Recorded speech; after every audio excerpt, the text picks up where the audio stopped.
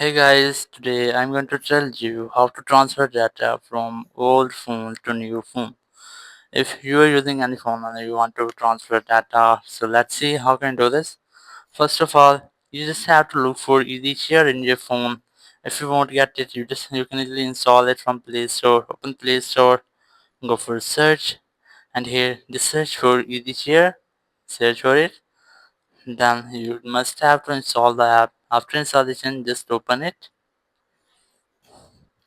and here you must have to select file transfer and then open the same app in the second device just like this, and just open it in the second phone, then select file transfer, and here select which you want. If you want to send data from this device, you can easily select. If you want to send data from this device, you can easily select it. Just select send from there, and then select receive on the second phone, and here you must have to wait for it and then connect to the other device. Here you will get the name, just tap on it and it will be connect.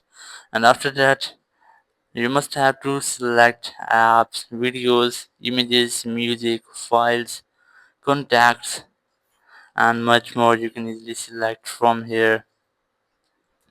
After the selection you must have to select send to send your data. So that's how you can easily transfer data from old phone to new phone. Thank you very much for watching the video. Until next video, bye bye.